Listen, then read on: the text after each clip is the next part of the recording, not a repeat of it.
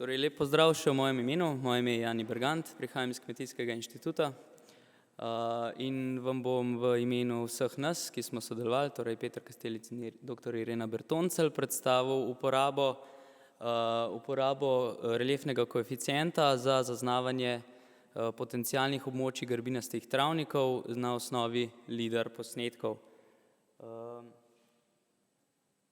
Torej, najprej na kratko, najbrž si približno vemo, kaj so grbinasti travniki. To je neka geomorfološka značilnost, mikrorelief s polno vdolbin in izboklin na majhnem prostoru.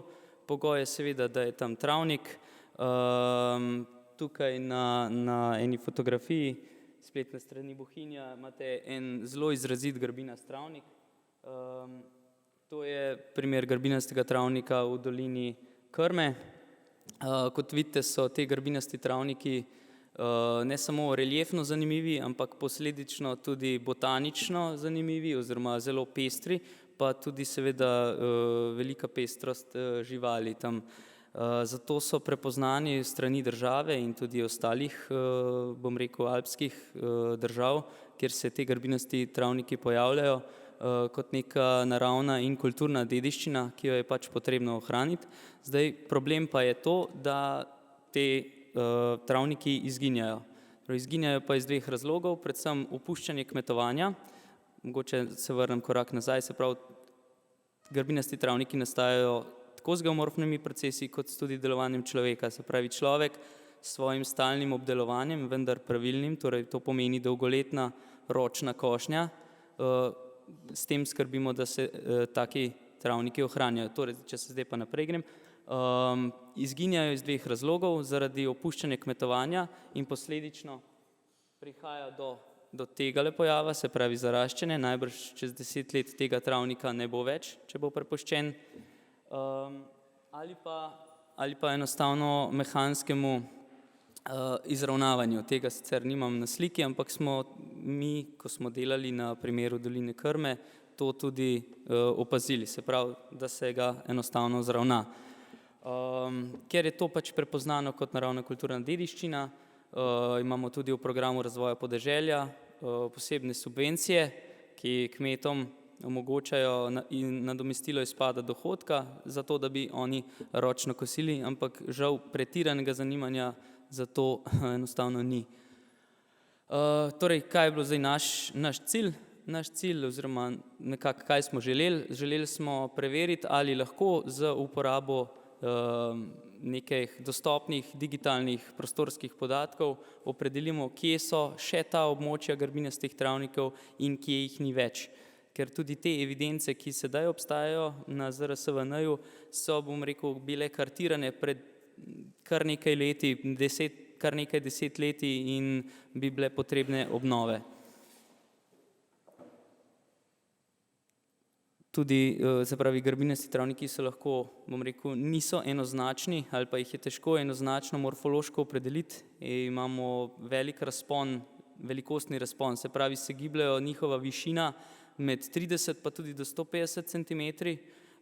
Njihov premer grbin recimo pa tudi med tam 70 centimetri pa tudi do 5 in 7 metrov, tako da je to zelo težko spraviti v ene kalupe.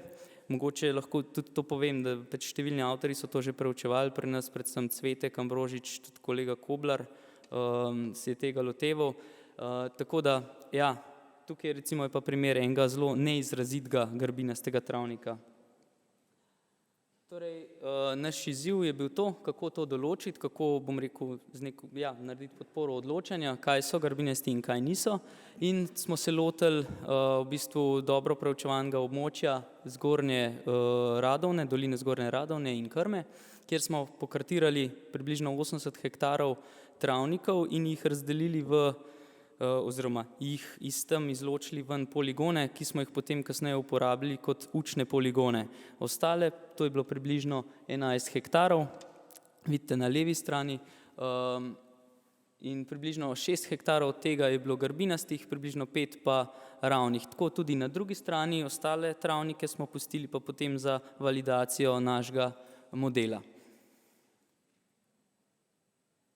Na kratko, metoda oziroma prva je bila izdelava digitalnega modela višin, potem izdelava samega reliefnega koeficienta oziroma izračun slojev reliefnega koeficienta, potem klasifikacija v razrede in potem generalizacija v morfološke enote, kjer smo izločili kaj je grbinasto območje in kaj ni grbinasto območje. Na koncu pa smo si pomagali tudi z dostopnim podatkom rabe tal, kjer smo izločili vsa gozdna območja in tako, da smo pustili noter samo travnike in njim podobne, bom rekel, zemljišča, kot so drevesa in grmičevje zaraščajoče površine.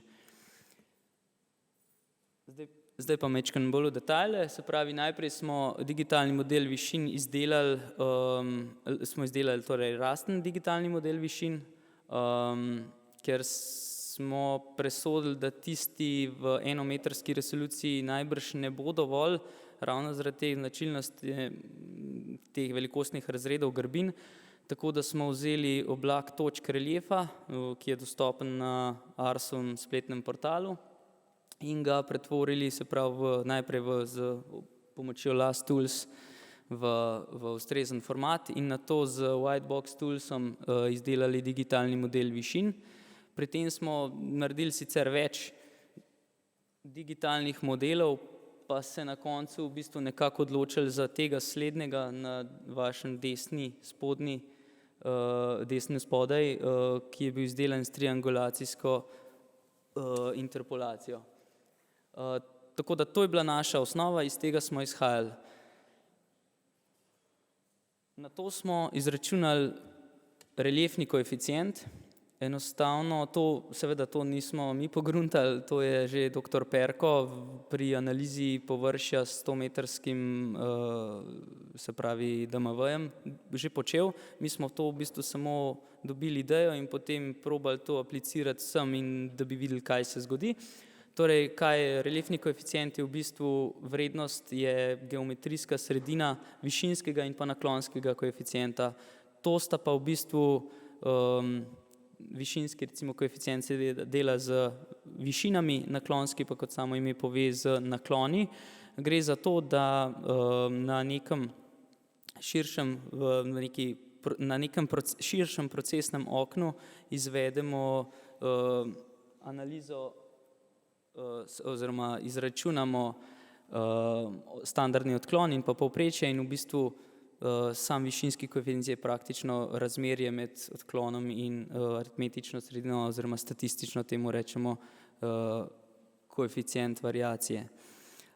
In ko to združimo, dobimo izračunan reliefni koeficient. Mi smo se odločili, da bomo to naredili na procesnem oknu 3x3 celice, to pomeni 1,5 m krat 1,5 m, potem smo ponovili isto zadevo še na 5x5, se pravi v procesnem oknu 5x5 celic in pa na 9x9 celic. Tako da smo v bistvu dobili v tem koraku 3 rastrske sloje. Nato smo te rastrske sloje morali klasificirati. Tu smo se odločili za metodo največje verjetnosti. Za podpise, bom rekel, pa smo vzeli tiste učne poligone, ki sem jih prej omenjal, kaj je grbinasto, kaj je ravno. Se pravi, imeli smo ta ground truth data in s tem zavrteli potem skozi in dobili pač neke razrede grbin in pa ravnin. Ker pa seveda to ni bilo dovolj, ker govorimo o območju, ker je nekaj travniško, grbinast travnik, pa smo mogli to razširiti na neko območje. To smo pa tudi po zgledu dr. Perka naredili, da smo dobili torej te morfološke enote z glajenjem. Se pravi, smo čez poslali ponovno filter, spet različne filtre, da smo dobili potem ta območja. In ta filter, ki je šel skozi, je v bistvu v središčno celico zapisoval najpogostejšo vrednost tega procesnega okna. In tako smo dobili v bistvu potem 9 kombinacij, rečem, postopkov različnih metodoloških, ki smo jih na koncu lahko preverjali. Vse izmed teh pa smo v zadnjem koraku še presekali z slojem rabe tal, da smo potem izločili vse tista pobočja in gozdove in tako, pardon. Tako da imeli smo v bistvu 9 slojev, ki smo jih lahko preverjali. Tole je že rezultat oziroma gre za tabelo opisne statistike po različnih reliefnih koeficientih oziroma po reliefnih koeficientih narejenih na procesnem oknu 3x3, 5x5 in 9x9 celic. Dodatno smo jih tukaj v tabeli prikazali tudi glede na to, ali je travnik grbinast ali ni in na to, ali je učno ali validacijsko. In potem smo skruskali Wallis testom, se pravi, ki nadomesti analizo variance, ne, ker ni tako, ker lažje zadostiš tem pogojem statističnim, ugotovili mogoče 3 recimo pomembne stvari. Eno je to, da je reliefni koeficient povprečen, se pravi, se pomembno razlikuje, je pomembno višji na grbinastih travnikih kot na ravnih travnikih, kar je pač v bistvu pričakovano, ampak to je rezultat oziroma to je neka ugotovitev. Ugotovili smo, da se z večanjem, kar je v bistvu tudi logično, ne, da z večanjem procesnega okna, večje procesno okno, kot vzamemo večji reliefni koeficient, se tudi veča povprečen reliefni koeficient, ponovno logično, večje kot vzameš, večje variacije dobiš. In tretja ugotovitev je pa ta, da so v bistvu razlike v povprečjih na učnih območjih nekoliko višje, se pravi, razlike med grbinastim in ravnim so bili na učnih območjih nekoliko večje kot na validacijskih območjih. Kar pa pomeni najbrž to, da smo v bistvu za učna območja vzeli mogoče preveč tipične ali pa zelo tipične, pa zelo izrazite grbinaste travnike in se potem na teh manj izrazitih to ni toliko odrazilo, ne. Ampak, okej, torej še ena zadnja ugotovitev iz tega. Tukaj vidite zdaj še graf, to je še box plot vmes tega ravno, kar sem govoril, vidite lepo razlike oziroma te v vrednostih in sam razpon vrednosti, kvartilne razmike in tudi mediane med grbinastimi in ravnimi po različnih metodah in pa tudi po glede na validacijska in pa učna območja. Na naslednjem slajdu lahko vidite še prostorski prikaz rezultata. Tukaj na vaši levi, to je dejansko rezultat tega, to je izračunan reliefni koeficient, sicer samo na procesnem oknu 3x3. In potem, kako smo ga, bom rekel, klasificirali in generalizirali v te morfološke enote in na koncu izrezali z rabo tal. To isto smo dobili, se pravi, še za ostale procesna okna, 5x5 in 9x9. In potem je bil naša odločitev, kako bomo zdaj določili, katera metoda je najboljša. Nekaj smo sicer vizualno, seveda, nekaj pa smo potem rekli, okej, bomo naredili čisto enostavno, izračunali bomo delež pravilno določenih kategorij, delež pravilno določenih celic znotraj grbinastih travnikov in potem še delež pravilno določenih celic znotraj ravnih travnikov. In kombinacijo teh deležev, v bistvu smo enostavno potem to deleže sešteli in to predstavili kot neko točkovanje. To vidite v tistem 5. stolpcu. In smo rekli, da so v bistvu najboljši modeli tisti, ki bodo dosegli več kot 170 točk in hkrati pri vsaki izmed kategorij dosegli vsaj 80% uspešnost.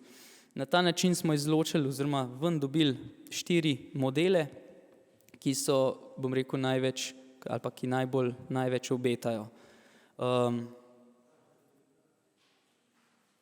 Tukaj bom zdaj pokazal na primeru fotografije tega grbinastega travnika v ozadju. Za to cesto je grbinast travnik in rezultat teh 4 najboljših modelov. Torej, to je bil model, ki je bil narejen na procesnem oknu 5x5 celic in potem generaliziran na 15x15 celic. Ta je dajal najboljše rezultate in vidite, kako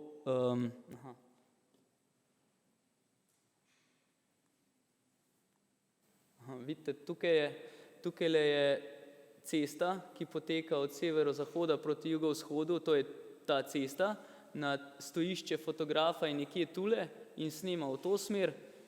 Se pravi, zdaj gledamo ta grbinast travnik, ki je bil tukaj kartiran, vidite z modro označene grbinast travnik in pa potem z rdečo označene te ravne travnike. Hkrati pa v ozadju je rezultat tega modela, svetlo zeleno so ravni travniki, temno zeleno so grbinasti travniki. In zdaj vidite, kako lepo v bistvu, vsaj pri nekaterih bom rekel mejah, lepo zadane, torej model lepo zadane temu kartiranemu obodu. Nekje sicer tukaj moram opozoriti, mi smo vzeli poleg travniških površin tudi vse tiste, ki so bile ali zaraščanje ali pa travnikom podobne, drevesa in grmičenje, kar so sicer zelo podobne površine, zato mogoče tukaj na prvo žogo se misli, da dejansko to ne zadane, vendar ja. To je to, v bistvu, in potem samo še primer ostalih z rahlimi razlikami, mogoče malo bolj nadrobljen, druga metoda, tretja in še zadnja metoda. Tako da mi smo bili v bistvu z rezultati dokaj zadovoljni in se mi zdi, da tukaj je potencial, da bi lahko mogoče na ta način pomagali obnoviti neke evidence o grbinastih travnikih. To pa je z moje strani tudi za zdaj vse. Tako da hvala za pozornost.